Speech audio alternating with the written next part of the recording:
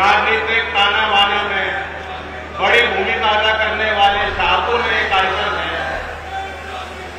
चुनावी रैली में आए देश के गृह मंत्री आदरणीय अमित शाह जी हमारे मुजफ्फरनगर लोकसभा के, हमारे एनडीए के और खासतौर से लोकदल और भारतीय जनता पार्टी के साझे उम्मीदवार डॉक्टर संदीप बालियान जी, उत्तर प्रदेश के मंत्री धर्मवीर प्रजापति जी, हमारे पार्टी के अनिल जो अभी उन्होंने शपथ ली और आपके आशीर्वाद से मंत्री बने उत्तर प्रदेश में, दयाशंकर जी, उपस्थित तमाम हमारे विधायक, वरिष्ठ पदाधिकारीगण, नेता, कार्यकर्ता, अभी हमारे भारतीय जनता पार्टी के अध्यक्ष जो कुशल संचालन इस बैठक का कर रहे हैं, जब उन्होंने मुझे निमंत्रण देना था तो इनके मुंह से निकल गया चौधरी अजीत सिंह। ये भी मेरे लिए बहुत बड़ा आशीर्वाद है। शाहपुर के लोग जानते हैं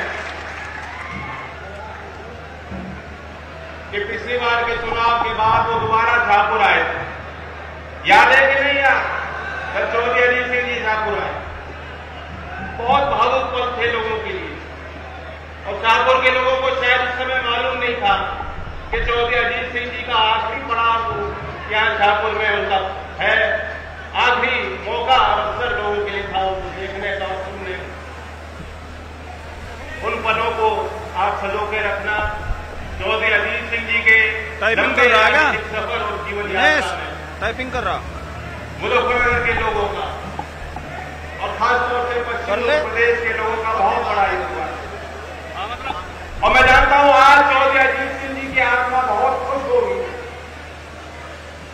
वो ये दिन देखना चाहते, वो देश की तस्वीर देखना चाहते, वे चाहते थे कि देश में जो कर्मठ और ईमानदार और मेहनतकश लोग हैं उनके उत्थान के लिए काम करने वाले सबसे बड़े नेता रहे चौधरी चरण सिंह जी का सम्मान होना चाहिए।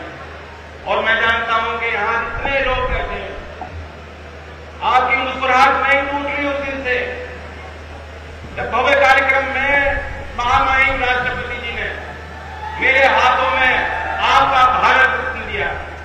ये भारत रत्न आपका है। मुजफ्फरनगर का हर एक व्यक्ति का कद होना चाहिए।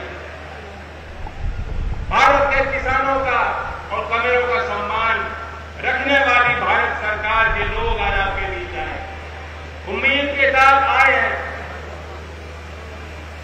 कि दोबारा तीसरी बार बड़ा मैंडेट, बड़ा विश्वास मुजफ्फरनगर के लोग चुनाव में वोट करके देंगे। 19 की तारीख पहले चरण में यहां चुनाव है। कहीं कोई कसर मत छोड़ना साथियों। पहले तो थोड़ी बहुत कसर थी, अब जब लोकदल और भारतीय जनता पार्टी एक हो गए और एनडीए में हम शामिल हो गए, संजीव जी इस बात को भली बात नहीं जानते। अब कोई बहाना किसी पे नहीं है, कोई कसर नहीं है, कोई टक्कर बची नहीं है। कुछ दिन पहले जब भारत रत्न दिया गया, मैं सोच रहा, मैंने भी कम समय में अपनी राजनीतिक यात्रा में बहुत नेताओं को बहुत करीब से देखा और उनके साथ काम करने का मुझे मौका। आज देश के मानचित्र में जितने बड़े बड़े नेता हैं, उन्होंने भी कभी न कभी चौधरी चरण सिंह जी के आशीर्वाद के साथ वो जनता के बीच गए और जनता ने उन्हें अवसर और मौके दिए। इसलिए आज इस मुकाम पे वो लोग खड़े हैं, वे लोग भी चौधरी चरण सिंह जी का सम्मान। लेकिन एक मौका मिल गया, दूध का दूध और पानी का पानी हो गया।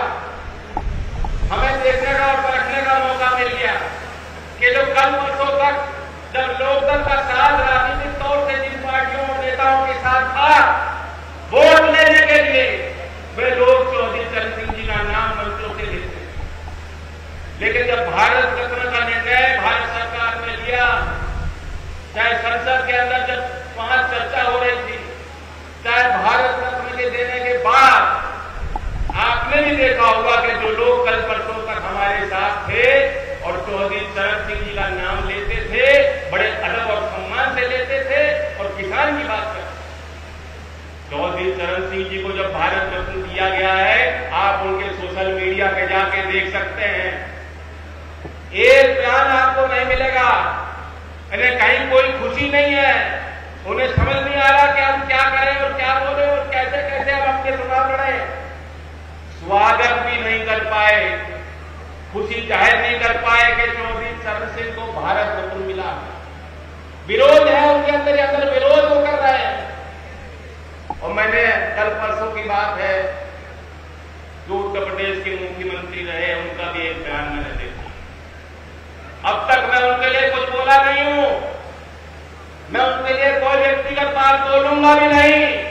वो भले गाली गलौज करना चाहे तो मुझे 4 गाली फालतू देना चाहे तो दे, मुझे कोई फर्क नहीं पड़ता।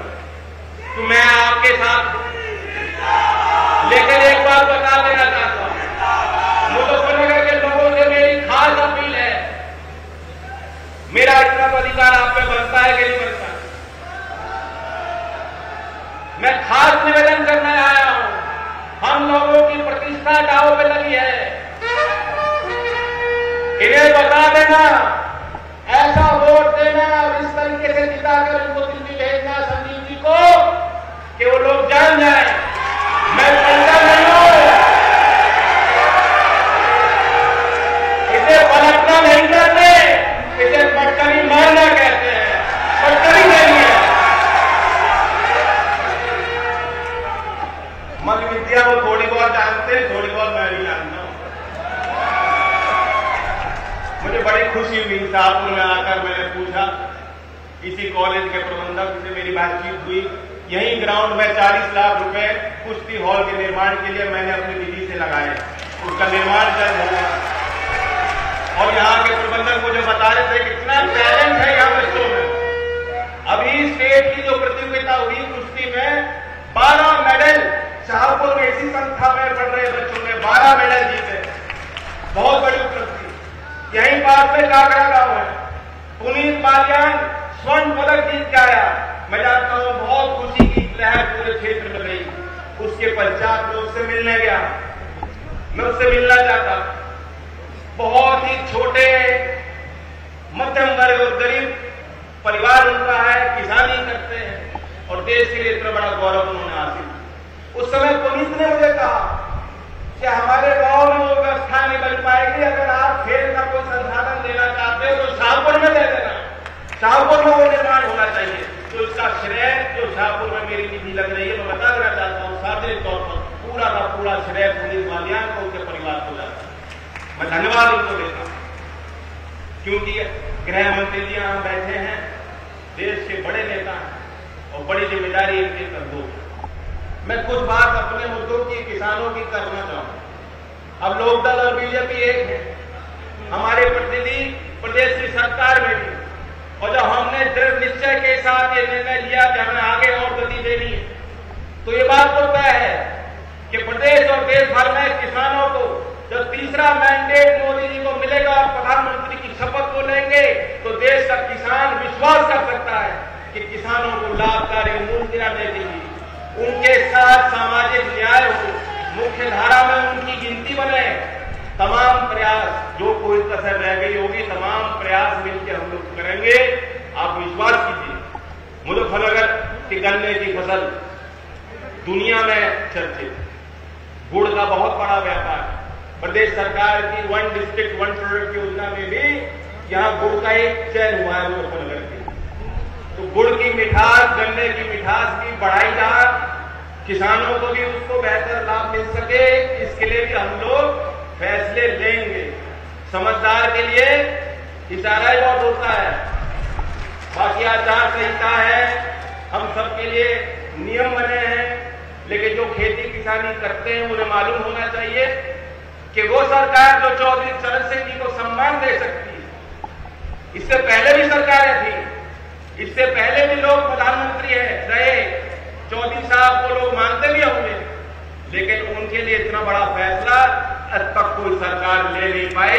नरेंद्र मोदी जी के प्रधानमंत्री पद को संभालते हुए ये एक ऐतिहासिक फैसला भारत सरकार ने लिया है और ये साफ साफ दिखाता है कि भारत सरकार की प्राथमिकता किसान और किसानों के लिए है और हमारी जवाबदेही भी आपके लिए। तो इसलिए बड़ा दिल दिखाना, मैं लोकदल के कार्यकर्ताओं से आखिर में दोबारा अपील करता हूं, हमने और आपने बहुत संघर्ष किया, लेकिन आपको और बड़ा दिल दिखाना होगा। दुष्यंत कुमार जो प्रसिद्ध कवि हैं, उनकी छोटी सी पंक्ति याद आ रही है, मैं सुना देता हूं कि सच है कि पावों ने बहुत कष्ट उठाए। ये जो हम लोग विपक्ष में रहे तो उस समय की बात है, हमने बहुत संघर्ष किया, बहुत संघर्ष करके यहां आए हैं मंच पे, साझे मंच पे हम लोग खड़े हैं। दुष्यंत कुमार जी ने कहा है कि सच है कि पांव ने बहुत कष्ट उठाए, पर पांव किसी तरह राह पे तो आए। तो लोकदल के कार्यकर्ताओं को बड़ा दिल दिखाकर, क्योंकि हमारी राह, हमारे रास्ते एक है और मुजफ्फरनगर से दिल्ली जाने का रास्ता है।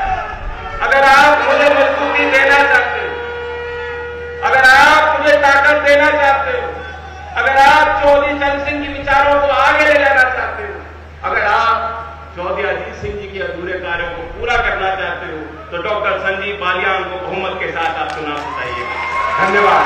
जय जय।